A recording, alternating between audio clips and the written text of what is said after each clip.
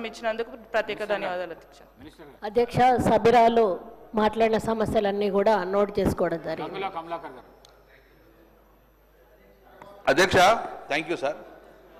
అధ్యక్ష, ఒక్కసారి తమరు గమనించాలి, ఈరోజు హౌస్లో 0 అవర్లో ఈ ప్రభుత్వాన్ని వేడుకున్న ఎక్కువ సంఖ్య ఎమ్మెల్యేలందరూ కూడా సాగునీటికి ఇబ్బంది, తాగునీటి ఇబ్బంది, మా రైతుల పంట పొలాలు ఎండిపోతున్నాయని చెప్పేసి ఈరోజు తమ ముందు ప్రభుత్వం విన్నవించుకున్నారు. అధ్యక్ష, గత 10 సంవత్సరాల్లో కేసీఆర్ ప్రభుత్వంలో ఏ రోజు ఇలాంటి క్వశ్చన్ రాలే అధ్యక్ష.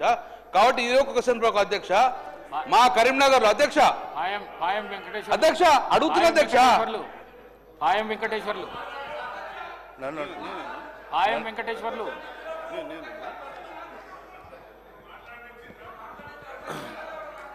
మాట్లాడే అవకాశం కల్పించినందుకు ముందుగా ధన్యవాదాలు అధ్యక్ష.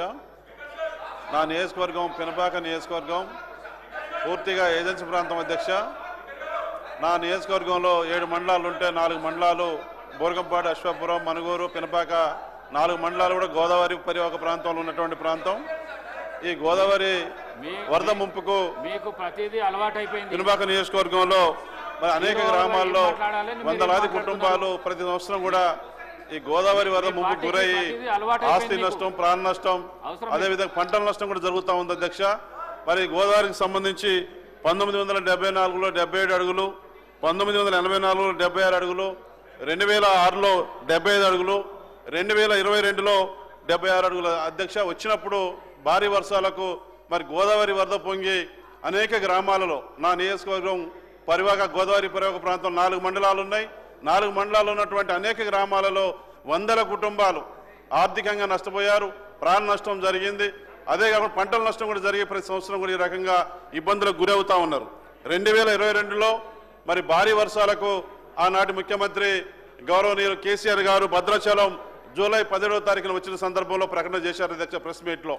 మరి గోదావరి కరకట్ట కడతాము, మరి మెరగ ప్రాంతాల్లో ఇంటి స్థలాలు ఇస్తాము, ఇల్లు కూడా కట్టిస్తామని చెప్పినారు. 1000 కోట్లు ప్రకటన చేసినారు ఆనాటి ముఖ్యమంత్రి గారు. మరి ప్రకటనగానే మిగిలింది తప్ప సమస్య పరిష్కారం కాలేదు అధ్యక్ష. మరి గ్రామాలకు వెళ్ళినప్పుడు ఎన్నికల ముందు అడిగారు, గ్రామాలకు వెళ్ళినప్పుడు కూడా ఈ గోదావరి పరివాహక ప్రాంత ప్రజలు నన్ను అడుగుతా ఉన్నారు, మెరగ ప్రాంతాలకు మమ్మల్ని తరలించండి, ఇంటి స్థలాలు ఇవ్వండి, ఇల్లు కట్టించండి, మరి శాశ్వత పరిష్కారం కావాలని మరి కోరుకుంటా ఉన్నారు. మరి మెరగ ప్రాంతంలో గోదావరి పరివాహక ప్రాంతంలో ప్రతి సంవత్సరం వచ్చే వరదలకు ఎవరైతే వందల కుటుంబాలు గోదావరి బారిన పడి మరి నష్టపోతా ఉన్నారో, ఇబ్బంది జరుగుతూ ఉందో వారందరికీ కూడా మెరగ ప్రాంతాలు ఇంటి స్థలాలు చూపెట్టాలి, ఇల్లు కూడా ఇంధన మిల్లు కూడా కట్టించాలని నేను కోరుతా ఉన్నాను అధ్యక్ష. దాంతోపాటు కరకట్ట నిర్మాణానికి సంబంధించి ఉమ్మడి ఆంధ్రప్రదేశ్ రాష్ట్రంలో ఆనాటి ముఖ్యమంత్రి వైఎస్ రాజశేఖర రెడ్డి గారు ఉన్నప్పుడు కూడా మా బూర్గంపాడు పినపాక ప్రాంతానికి మరి కరకట్ట కట్టడానికి కూడా 100 కోట్లు మంజూరు చేయించారు అధ్యక్ష. మా తర్వాత వచ్చినటువంటి గవర్నమెంట్ పట్టించుకోవడం వల్ల ఆ నిధులు కూడా వెనక తిరిగిపోయినాయి.